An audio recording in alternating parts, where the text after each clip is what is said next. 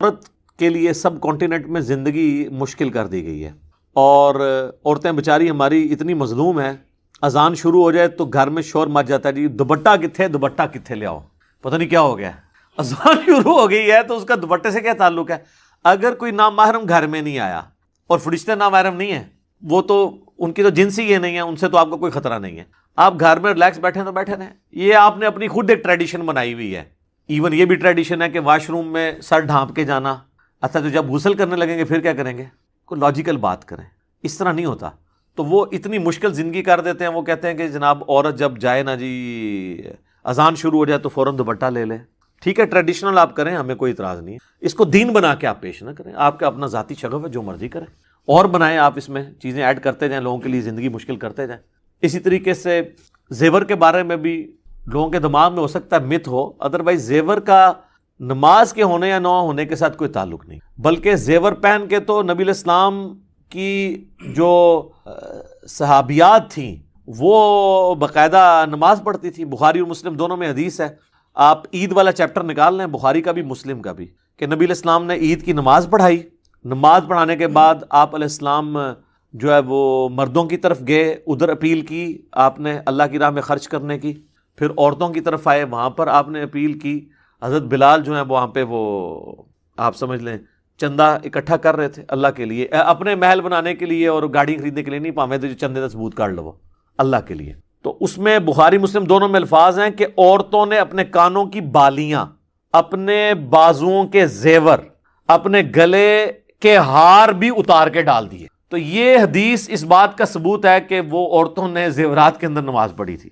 اس کے لیے آپ کو امام حنیفہ کو فیکس نہیں کرنی پڑے گی، یہ بخاری مسلم دونوں میں حدیث کے طور پہ موجود ہے۔ یہ کوئی ایسا مسئلہ نہیں ہے جو آپ کو استنباط، اتنا موٹا لفظ بولتے ہیں استنباط، عام بندے کی اہلیت نہیں ہے وہ قرآن و حدیث سے ڈائریکٹ مسئلے نکال سکے۔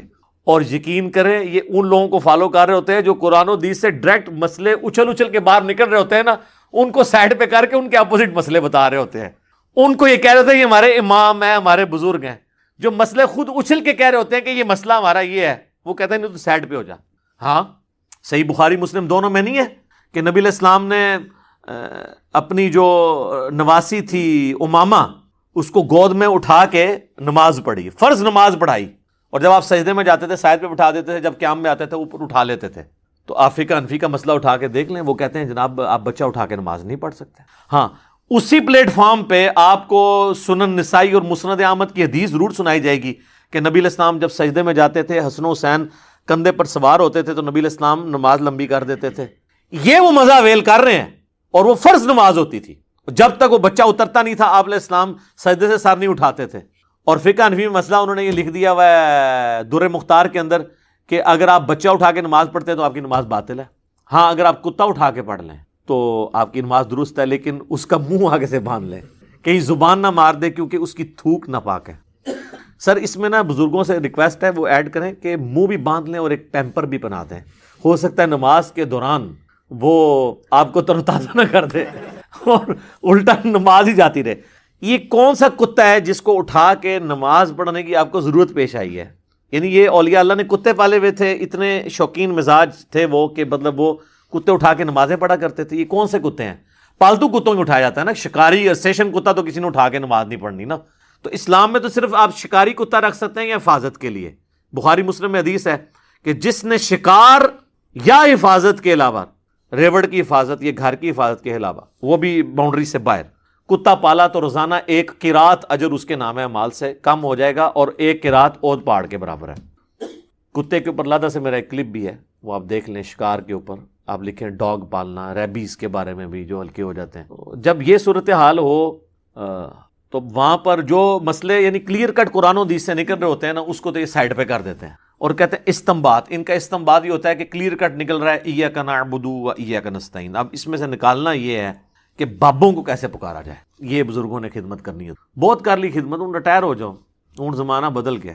مرنے سے پہلے اے مسلمان کر لے اس پہ غور، کتابوں کا خدا اور ہے بابوں کا خدا، تو عورت زیور پہن کے نماز پڑھ سکتی۔ ٹھیک ہو گیا، جزاک اللہ۔ علی بھائی اگلا سوال ہے، کیا نماز کی حالت میں عورت کے لیے سارے جسم اور سر کے بالوں کے ساتھ ساتھ ہاتھ اور پاؤں کو ڈھانپنا بھی ضروری ہے؟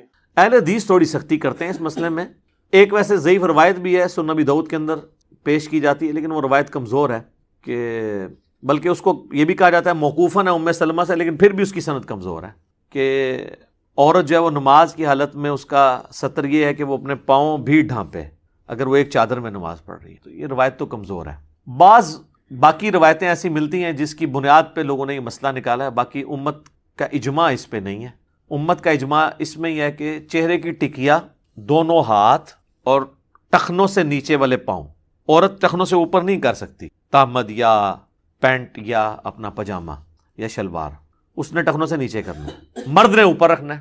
ابو داؤد میں حدیث ہے کہ ٹخنوں سے نیچے ہو تو نماز نہیں ہوتی۔ تو یہ وہ چیزیں جن کا قرآن میں سورہ النور کے اندر ذکر ہے، سورۃ العذاب میں، کہ یہ چیزیں وہ ہیں جو خود بخود ظاہر ہو جاتی ہیں، چہرے کی ٹکیا اور یہ بھی اس صورت میں جب آپ محرم کی موجودگی میں نماز پڑھ رہے ہیں یا عورتوں والی سائڈ پہ نماز پڑھ، اگر مردوں کے ساتھ مکس گیدرنگ والا معاملہ ہے تو اگر تو یعنی مرد جو ہیں وہ صحابہ کرام ہوں اور عورتیں پیچھے نماز پڑھتی ہوں اور صحابہ کرام مڑ مڑ کے پیچھے تو نہیں ظاہر دیکھیں گے، تو پھر وہاں پہ تو عورت چہرہ کھلا رکھ کے بھی نماز پڑھ سکتی، جس طرح ہم کہتے ہیں نا کہ وہ نبی علیہ السلام نے، اور وہاں اسی بخاری مسلم میں حدیث میں موجود ہے، نبی علیہ السلام فرمایا جب تک مرد سر نہ اٹھا لیں عورتیں سر نہ اٹھائیں، کیونکہ کپڑے بیچاروں کے مختصر ہوتے تھے، بعض کا شرمگاہ نظر آ جاتی تھی، تو حضور علیہ السلام نے یہ نہیں حکم دیا۔ جہاں اتنی غربت، یہ سارا کچھ ہو، اللہ کے نبی کے پیچھے نماز پڑھ رہا ہو بندہ، تو ان چکروں میں تو نہیں پڑے گا نا وہ۔ تو اب تو خیر میں سمجھتا ہوں زیادہ بہتر معاملہ ہے کہ عورتوں کی جگہ ہی نماز کے لیے الگ بنی ہوتی ہے، وہاں پہ تو پھر کوئی ایسا سلسلہ نہیں ہے، سوائے اس کے کہ CCTV کیمرے نہیں ہونے چاہیے، وہاں پہ بھی کوشش بچنے میں ہی عافیت ہے۔ بعض اوقات انہوں نے کیمرے بھی لگائے ہوتے ہیں علماء نے امت کے وسیع تر مفاد کے لیے، تو وہاں پہ تو نہیں ہونے چاہیے کیمرے۔ اسی لیے میں کہتا ہوں مسجدوں میں اعتکاف کو بھی اوائڈ کریں، عورتیں گھروں میں ہی کریں اجتہاداً، کوئی مسئلہ نہیں ہے، کیونکہ اس طرح کے ایشوز پھر بڑی دور تک چلے جاتے ہیں، کئی ایک چیزیں پھر سامنے آنا شروع ہو جاتی ہیں، مسئلے خراب ہو جاتے ہیں۔ اس لیے عورتیں جو ہے نا وہ اپنے معاملات کو بڑا دھیک سنبھل کے چلیں۔ باقی پاؤں اگر وہ ڈھانپ لیتی ہیں تو ٹھیک ہے، کوئی حرج نہیں ہے، لیکن یہ ان کے سطر کا حصہ نہیں ہے۔ جس طرح مرد کا سطر نماز کے لیے ناف سے لے کے گھٹنوں کے نیچے تک ہے، بشرطے کہ قمیض نہ ہو، ورنہ وہ بخاری میں حدیث ہے کہ اس شخص کی نماز نہیں ہوتی جب تک اس کا کچھ حصہ کندھے پر نہ ہو، تو وہ 2 چادروں میں آپ نے نماز پڑھنی ہے، ایٹ لیسٹ 2 چادریں نہ ہو تو پھر تو تہمت بھی کافی ہے۔ تہمت بھی نہ ہو تو آپ فقہ حنفی سے رابطہ کریں، جس میں لکھا ہوا ہے کہ ایک جنگل ہے، اس میں 12 بندے ہیں، 12 ہی ننگے ہیں، تو امامت کون کروائے گا؟ اور پھر وہ کہتے ہیں جی دیکھیں جی یہ کس حدیث میں مسئلہ آیا ہے، ٹھیک ہے۔ اب اندازہ کریں آپ ایک مسئلے خود بناتے ہیں اور پھر حدیثوں کا مذاق اڑاتے ہیں۔ اس طرح کے تو کئی مسئلے میں نے آپ کے بزرگوں کے نکالے ہیں، ان کو نہیں پتا، مجھے بتائیں کس بزرگ کی کتاب میں کینگرو کا مسئلہ لکھا ہے، پرانے بزرگ کے، کہ کینگرو حلال ہے یا حرام؟ زرافہ، ان بیچاروں کو تو ان جانوروں کا پتہ بھی نہیں تھا، تو اب میں ان کا مذاق اڑانا شروع کر دوں گا؟ اجتہاد ہی تو اسلام کی خوبصورتی ہے، قیامت تک آپ نے حالات و واقعات کو دیکھ کے کسی رزلٹ تک پہنچنا ہے، تو یہاں پر بھی یعنی اجتہاد کے معاملے کے طور پہ چیزوں کو دیکھا جائے گا۔ عورتیں جو ہیں وہ بہتر تو یہ ہیں کہ جب وہ محرم میں ہوں تو پھر تو ٹھیک ہے، ادروائز اگر کسی ایسی اوپن جگہ پہ نماز پڑھ رہی ہیں جہاں پہ غیر محرم کی نظر پڑ سکتی ہے تو اس میں وہ چہرے کا بھی نقاب کرے۔ البتہ پاؤں کو ڈھانپنا یہ ضروری نہیں ہے۔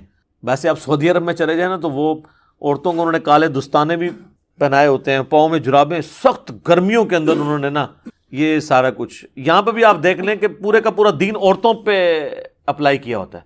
میں نے کئی یعنی لوگ دیکھے ہیں جو خود انہوں نے داڑھیاں بھی نہیں رکھی ہوئی ہیں اور عورتوں کو سر سے لے کے پاؤں تک انہوں نے نا ہر چیز چھپا کے رکھی ہوئی ہے، ایون کالی اینکیں بھی لگائی ہوتی ہیں آنکھوں کے پردے کے لیے۔ میرا خیال ہے اپنے حصے کا اسلام بھی تقریباً جو ہے نا آدھا انہی کے اوپر ہی ڈال دیا ہوتا ہے، جب ہم تو نہیں کر سکتے تو عورتوں کے لیے جو ہے نا زندگی مشکل کریں۔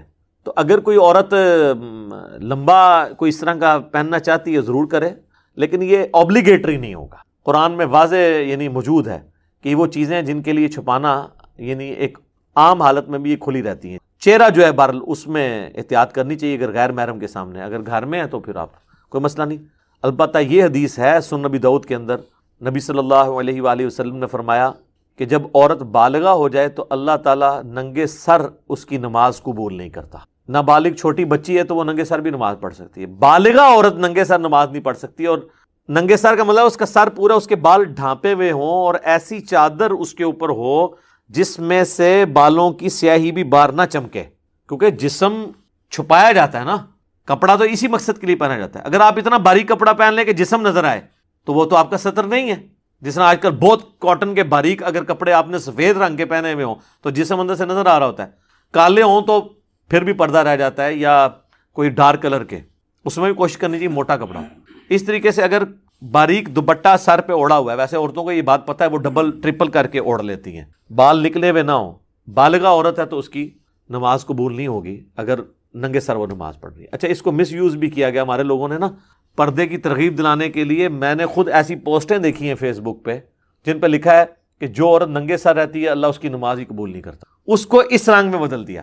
حالانکہ وہ الفاظ یہ تھے کہ جب عورت بالغہ ہو تو ننگے سر نماز قبول نہیں ہوتی، یعنی نماز کی حالت میں اس کا سر ننگا نہیں ہونا چاہیے۔ یہ اسی طریقے سے وہ جیسے صحیح بخاری میں حدیث ہے نا، اس کا ترجمہ بھی انہوں نے غلط کیا ہوا ہے کہ سب سے بہتر وہ ہے جس کی سب سے زیادہ بیویاں ہوں۔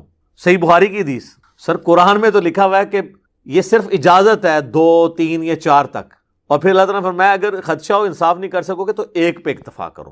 قرآن میں تو 1 کو پریفریبل کہا گیا ہے، زیادہ کی اجازت ہے۔ اب وہ بخاری کی حدیث ہمیں بھی ایک دفعہ کسی نے بھیج دی، میں نے کہا میں پڑھوں مطلب یہ حدیث، تو وہ حدیث کچھ اور تھی۔ وہ عبداللہ ابن عباس شادی کی ترغیب دلاتے ہوئے کہہ رہے تھے، چونکہ اس زمانے میں بھی یہ ایک چیز آ گئی تھی نا، بخاری مسلم میں کئی احادیث اس پہ گواہ ہیں، کئی صحابہ نے حضور سے کہا کہ ہم شادی نہیں کریں گے۔ یہ ہم تو الحمدللہ کھڑے ہو کے ہی پڑھتے ہیں نوافل کو، ظاہر پورا ثواب کمانا چاہیے، یہ بہت بڑی ایک فضیلت ہے، اور اس کی فضیلت سن لیں۔ سنن دارمی کے اندر حدیث ہے صحیح سند کے ساتھ، یہ حدیث صحیح ابن حبان میں بھی موجود ہے، صحیح ابن خزیمہ میں بھی موجود ہے کہ نبی صلی اللہ علیہ وآلہ وسلم نے فرمایا کہ رات کی بیداری ایک مشکل کام ہے، خصوصاً سفر کے کانٹیکسٹ میں آتا ہے، سفر میں تو بندہ تھکا ہوتا ہے۔ رات کی بیداری ایک مشکل کام ہے، جب تم وتر پڑھ چکو تو 2 رکعت پڑھ لیا کرو۔ اگر رات کے آخری پہر تمہاری آنکھ نہ بھی کھلی تو اللہ تعالیٰ تمہیں رات کے آخری پہر اٹھ کے جو نماز پڑھنے کا ثواب ہے وہ عطا فرما دے گا۔ سبحان اللہ، کتنی بڑی آسانی ہے، میرے جیسے کمزور لوگوں کے لیے تو بہت بڑی آسانی ہے۔ اسی لیے سر ہم پڑھتے ہیں اور لوگوں کو ترغیب بھی دلاتے ہیں کہ یار مفت میں آپ ثواب لیں نا۔ صحیح بخاری اور مسلم کی حدیث ہے، اما عائشہ کہتی ہیں کہ نبی علیہ السلام وتر کی نماز بعض اوقات عشاء کی نماز کے ساتھ ہی پڑھ لیتے تھے، بعض اوقات آدھی رات کو اٹھ کے پڑھتے تھے، بعض اوقات رات کے آخری پہر میں۔ تینوں طریقے سے سنت ہے، کتنی آسانی ہے دین کے اندر۔ آپ چاہے ساتھ ہی پڑھ لیں، رات کے یعنی بیچ میں یا اینڈ میں، اور جس کو خدشہ ہے کہ وہ صبح نہیں اٹھ سکتا وہ رات کو پڑھے۔ صحیح بخاری و مسلم کی حدیث سے حضرت ابو ہریرہ کہتے ہیں مجھے نبی علیہ السلام نے وصیت کی تھی 3 کاموں کی۔ نمبر 1 رات کو سونے سے پہلے وتر پڑھ لینا، نمبر 2 اشراق کی نماز پڑھنا، اور نمبر 3 مہینے میں 3 روزے۔ تو یہ انہوں نے اپنی روٹین میں 3 کام رکھے ہوئے تھے، تو وہ تو سونے سے پہلے ہی وتر پڑھ لیتے تھے، تو آپ وتر شروع میں پڑھ سکتے ہیں، بیچ میں بھی، اینڈ میں۔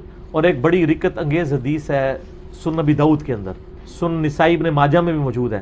ایک تابعی آتا ہے سیدہ عائشہ کے پاس سلام اللہ علیہا، اور کہتا ہے کہ اماں جان یہ بتائیے کہ نبی علیہ السلام جو غسل جنابت ہے، جنبی ہونے کے بعد جو غسل ہے، یہ رات کے ابتدائی حصے میں کرتے تھے یا آخری پہر میں اٹھ کے؟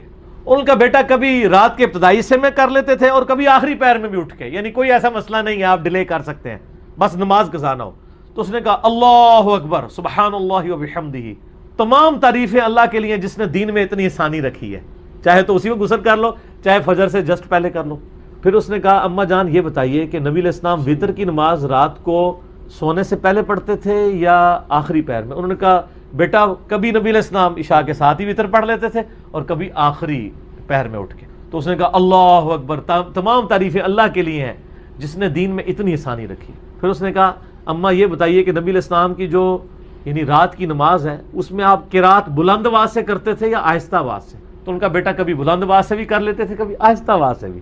پھر اس نے کہا اللہ اکبر سبحان اللہ وبحمدہ، تکبیر بلند کی، اللہ سب سے بڑا ہے، تمام تعریفیں اس کے لیے جس نے دین میں اتنی آسانی رکھی کہ آپ قیام اللیل میں بلند آواز سے بھی قرات کر سکتے ہیں اور آہستہ آواز سے بھی، یعنی دونوں طریقے یعنی دین میں اللہ تعالیٰ نے آسانیاں رکھی ہوئی ہیں۔ لہٰذا ہم تو بھائیوں کو ترغیب دلاتے ہیں کہ آپ لوگ جو ہے وہ اس سنت کے اوپر عمل کیا کریں اور اپنی روٹین میں اسے شامل کریں۔